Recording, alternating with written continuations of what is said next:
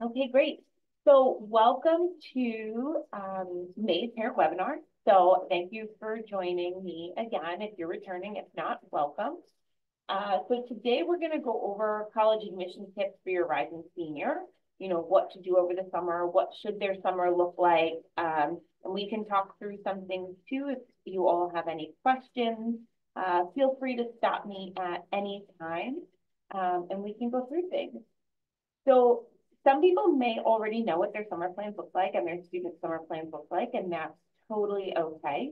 Um, I like to say the good rule of thumb is as long as they are doing something productive, anything is good. But we're going to go through some things today that maybe you've thought about, maybe you haven't thought about, maybe you have questions about, and we can kind of dive into each of those things a little bit, more in depth. The one thing that I do want to say is just because I don't have it on my list, if your child or student is doing something this summer, just because I don't have it on my list doesn't mean that it's not a good opportunity for them. There is a vast amount of opportunities over the summer for our rising seniors, as well as things to do for college and to prep for college.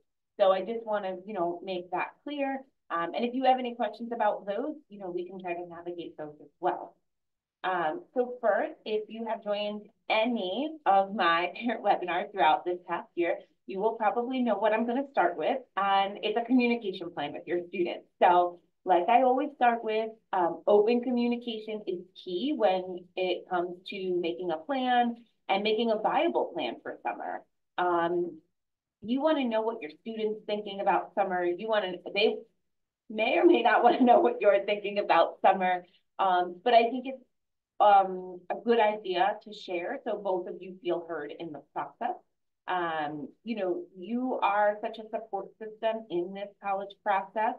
And, they really probably have an idea of what they want to do too. And hopefully you can work it out together and communicate to make a viable plan for them and with them rather. So they have a voice in it. So I always start with communication, communication, communication. Um, Another thing that a lot of students do their summer going into senior year, if you haven't already, they work on finalizing their college list. So I know that a lot of you, or some of you rather, have had, the junior conferences with your counselors. You've talked through what that college list looks like. And even if you didn't have a junior conference with your counselor, you've probably begun thinking about what colleges seem like the right fit for your student, maybe what they're majoring in, where do they want to go in the US? Do they want to go outside the US?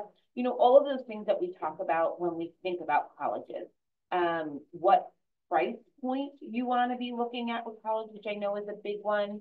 And you want to have all of those conversations combined with your students so you're both on the same page when it comes to college applications in the fall. So you don't want to be having these conversations in the fall and you don't want to be finalizing your list in the fall. You want to know that you have a plan and you're going into it. Not to say that in the fall the process can't unfold and maybe you apply to a school that your student applies to a school that you didn't think of or something comes off their list, but you want a pretty set list when you step back, when your student steps back in your prescriber for their senior year. So having, communication surrounding that is key. Along with that, some people were sharing with me just a couple of weeks ago that, spring break was pretty chaotic for them, between sports and other things that they didn't get a chance to visit college campuses. And that's okay. So some people use their summer to visit some college campuses. I will say, though, the only thing to be cautious of is when you visit a college campus over the summer, you can't really get a good vibe, what the college campus vibe is because their students are not there. Their students are also on summer break. So just to be clear about that, so you may want to, if your student likes a college campus over the summer, you may just want to make a trip back there in the fall to see what it's like when classes are in session, when all the students are there. But some people go around because they can cross things off their list or say, hey, I really like this just by seeing what the landscape of the college campus is, how big it is, what the offerings are. So it may be a good idea to do some traveling over the summer to signify that list. Uh, so leading into travel, another thing that a lot of students or some students do in their rising to their senior year is they travel. So if they are able to, uh, some students travel internationally, some travel around the US. And for some of our students, they write about some of their experiences in their college essay about, their times abroad, or their times just being away from home and what that was like and the different cultures they saw. So if your student gets the opportunity to travel, that's also something, that colleges, like to see if that's a possibility. And if you've joined my parent webinar before, you probably have also heard, exploring student interest. So summer is always a good time to explore some things that the student may be thinking about. When talking about college, some students have a really good idea of what they want to major in, where they want to go, and they're pretty set on it. But some of our other students know they want to go to college. They're not really sure what they want to major in, and they actually don't even know where in the US they want to be in, what region. So summer is a time to explore some of those opportunities. So going back to that travel aspect, if a student thinks maybe, and I'm just using as an example, maybe they want to go down south, maybe even if you don't go visit college campuses, you take a road trip down south, just to see, what the cities or states feel like and what the culture is, and to see if the student can live there. And then take it one step further by, visiting some college campuses. But the other piece is some students get internships over the summer. So if a student thinks maybe they want to study something like interior design or something in the engineering field, they will try to find an internship in that field. And that's, twofold. One, that can go on the college application when they start applying in the fall, but also it gives the student an opportunity to be engrossed in the field before they even set foot on their college campus. And for some students, that's life-changing. Some students really have a positive experience to say that is exactly what I thought it was going to be. Now I definitely know what I want to major in, and they go into that college experience really confident, while other students go into those internships and they're like, and maybe it wasn't what I thought, maybe the field is not what I thought, and then they think about some of it changes their college outlook, some of it changes what they want to major in, but they feel good about it because they already feel like they are one step ahead and they didn't waste any time taking classes that they may or may not need. Not to say when they go to college, they're never going to change their major, but at least they have a good understanding by doing some internships and getting into those fields. Something else that I hear a lot of students do, as well as, when I was on the college list, a lot of things that we would see is community service projects over the summer. So whether the student is just a part of the community service or whether they take on a leadership role and lead a community service project, volunteer work in any capacity always looks good on a college application. And it's something, usually students who do some volunteer work, depending on what they choose, usually it's something that they are passionate about. So it goes beyond that community service work. It goes beyond the volunteering hours. It's something that they can really speak to. And, like I said, also, that has also tied greatly to some students' college application, essays for the college application. They talk about their experience when they're volunteering or what kind of leadership role they took on, and how important it was to them with the organizations that they worked, and whether they changed lives, or I know a couple students volunteered with like an animal shelter, whatever it was, they felt really passionate about it and they were able to speak really highly of it. So it gives the college a different insight to your students and who they are as a person besides academics.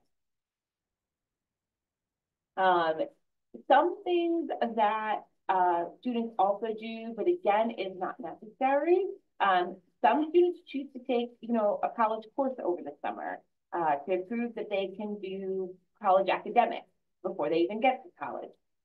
So there are summer programs out there, as well as, just taking a course at the local community college. So that's what some students, tend to lean towards. But any class that the student takes at a college for college credit, just a reminder, does not go on their high school transcript. So when they apply to college, they would need to request that transcript directly from the college where they take the course. And both transcripts would go to the college. So that's just something that some students also choose to do over the summer when they go into senior year. And then they also, for some of those students, they get a better idea of what college coursework is like, and it helps them feel more prepared and more confident going into college. So another thing is cultivating hobbies. So if you had a junior conference with any of your counselors, you'll hear about the extracurricular worksheet and the extracurriculars that you have to fill in on the Common App. Some of those can be hobbies, and if you cultivate them into a passion and maybe you do some volunteer work with them, but it's also a time for them to explore who they are and what they like. So when they go into college, they know, really what they value. So that's something important that while sometimes it can go on the college, live on the college application, sometimes it cannot. It's just important for their development and understanding who they are and what they want in life. So for some of our students, working and saving money is what they do, going into the summer of senior year. And that is also, a good opportunity. Work can go on extracurriculars. So if, we always talk a lot about, volunteer experience and maybe sports clubs, all those other things going on in the extracurricular activity sheet, but work can also go on there. So if the student feels or that it is necessary that they work throughout the summer, that can go on their extracurricular college application. So like I said to the parents I've spoken to, when it comes to that extracurricular piece in the college application, they have 10 spots, but it's really quality over quantity. So if the student can only fill 3 spots, but their hours are logged, they ask you how many hours a week you spend on it, the college is going to see if they work almost 40 hours a week every week in the summer, the college is going to realize that they really don't have any other time. So I always say quality over quantity. So if the student needs to work or would like to work, that's really good use of the summer as well. So circling back to the college application, summer is also a good time. And again, if you have a junior conference, you probably heard this. Summer is also a good time to finish the college essay or to start it if the student hasn't begun. Summer is a good time because usually, not always, but usually students have a little bit more free time in the summer. They're not engrossed in their academics here at Schreiber. So they don't have, tests coming up, midterm, all those things. And they're not in the midst of college applications yet. So we always recommend that they, even start to think about their college application, even if they have a draft by the time they walk back here at Schreiber, is probably a good idea. Something to help with that is, as a counseling center, we are running a college essay workshop on Monday, May 20th, during school hours. So any student is welcome to come down to start that process with us, think about the college essay, to brainstorm, any of those sorts of things. So if your student is really feeling stuck, or your student just wants some tips, it's probably a good idea. They're running through multiple periods throughout the day. So students usually have at least one free period off during the times we are running it. So if they're interested in that, it's Monday, May 20th, and your students can sign up in the guidance office. If they come to the guidance office, they can pick which period they want to come down and they can come sign up. So, yes. If your child doesn't have a free period, because I already checked on the E-Day, can they cut a class for that, or will they get penalized? They can talk to their counselor. talk to their counselor. I would recommend them making an appointment with their counselor and talking to their counselor. I don't want to say yes or no, so I would have them connect with their counselor. And they can find a way to get that information to them, whether it's during that day or some other time. But yeah, so you're already ahead of it. E-Day, it is an E-Day. But yeah, so if your student has a free period, you know, they're more than welcome to come down and sign up in our guidance office. But even if they don't come and sign up, it's really still a good idea over the summer to get started, to finish, and to really just think about something that's unique to them and what they want to be heard. I always talk about the college essay as the missing puzzle piece of the application.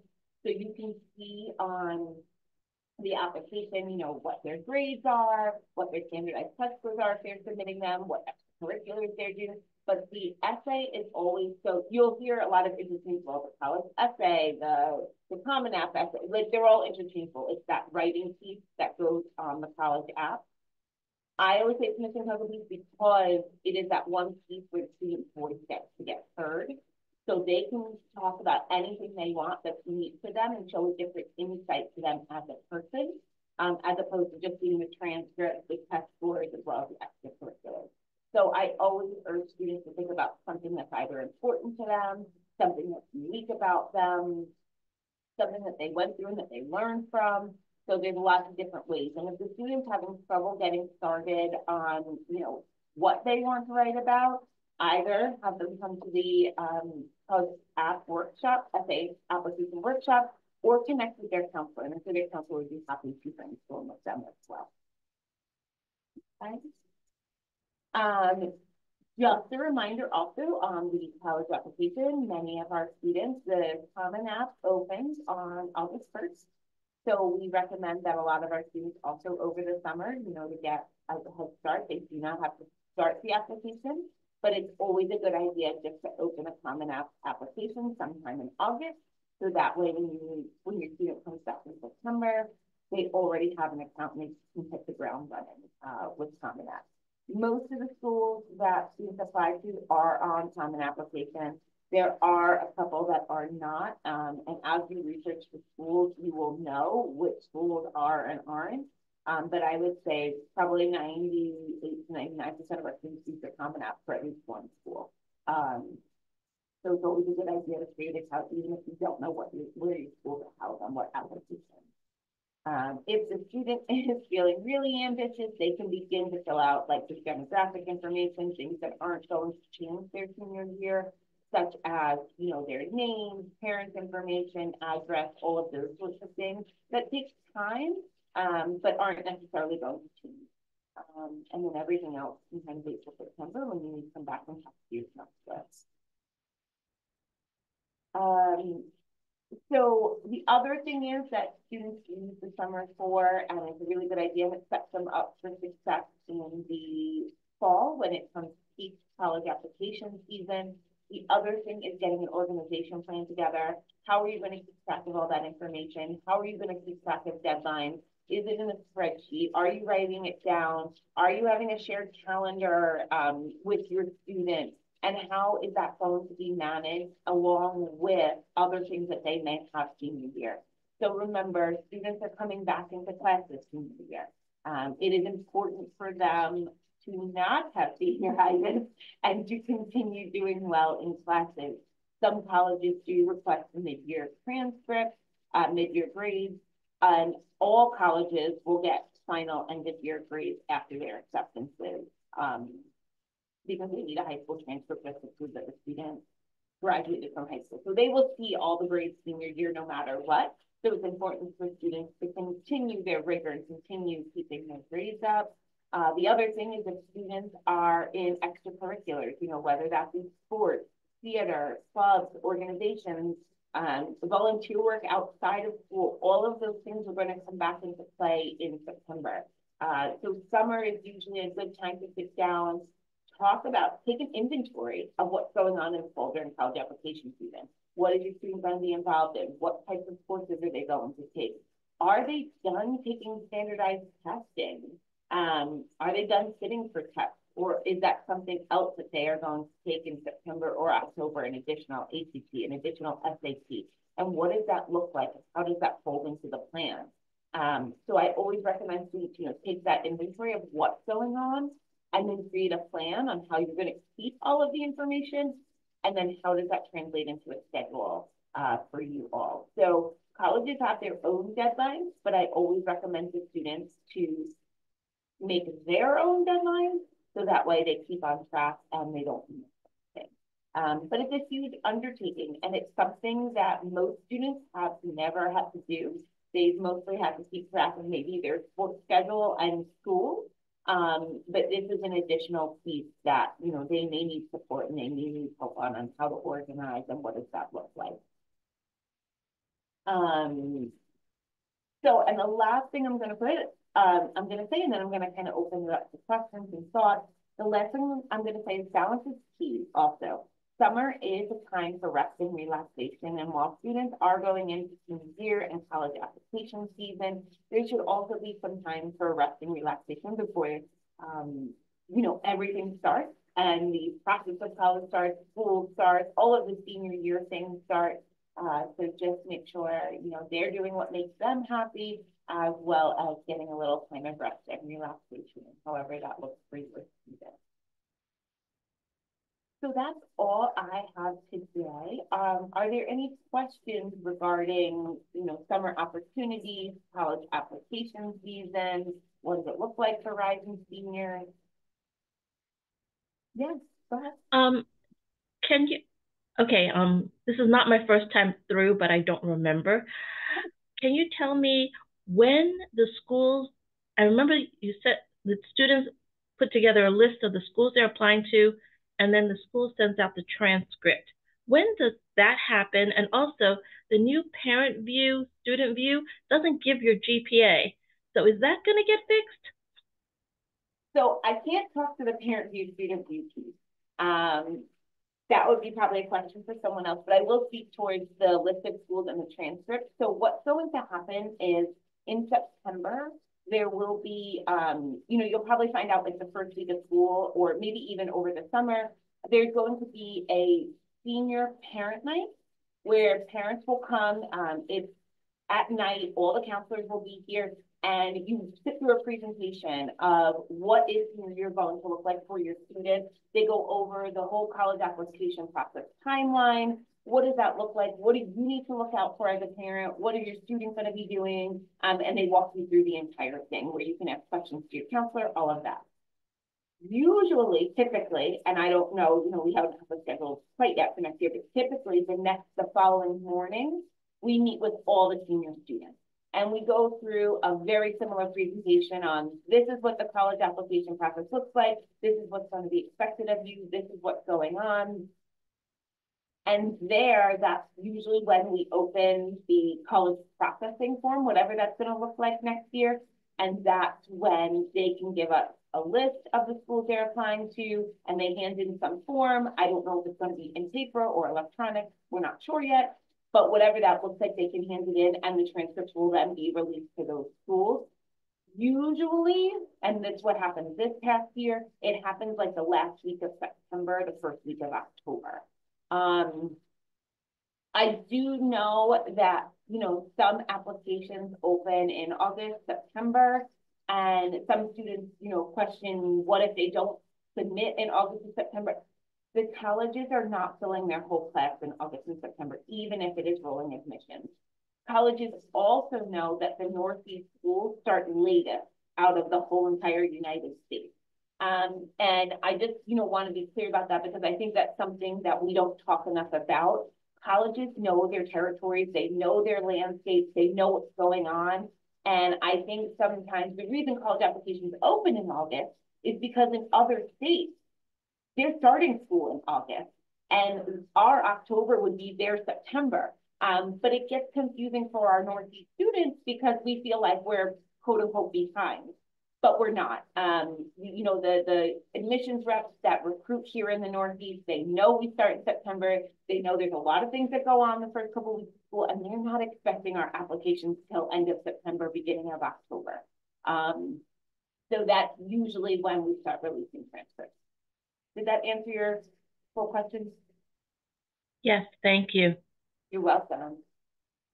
Any other questions before we go to that? Yes. I'm sorry, I don't mean to monopolize. No. One other thing, the college recommendations from the teachers, does it is it must that it has to be like a core teacher, or if you, for example, are interested in engineering and you've taken engineering with Mr. Feldman for 3 years, would that be an appropriate teacher or not? Very good question. And I have this conversation, as I know all of the other counselors do, many times a day. So what I'm going to say is it depends. What we do recommend, and if you have any further questions, individually, I suggest that your student connect with their counselor. But the blanket answer that I'm going to give is it depends. What we say is we still like at least one core teacher. It's always good to have at least one core teacher. But that second letter, if you feel, and again, working in a working relationship with your counselor to give your counselor tips, if you feel that you're going into a space like engineering and you know that engineering teacher really well and they can write a really dynamic letter because that's what you want to go into, I always say I'd rather read a letter where someone knows you really well and they're going into that field rather than just another poor teacher because we're saying have two poor teachers. But connect with your counselor because it's really a individualized situation. Okay, so it's better than, like, if you have some teachers that you've had for 3 years by just some weird like stroke of whatever, it's probably better to choose that teacher than a teacher whom you had for 1 year whom didn't know very well. Is that a fair assessment? That's a fair assessment, but like I said, we always want at least one core teacher. So I always recommend finding at least one core teacher, but then that's why I'm saying that second letter, who you ask, connect with your counselor, but I'm always on board with if the other teacher that's not a core teacher knows your student better and it's a field they want to go into, I always lean towards that. But again, I would connect with the counselor. Any other questions before we go? All right. If not, it was very nice seeing you all today. Thank you very much. And I hope this was helpful. Bye. Thank you.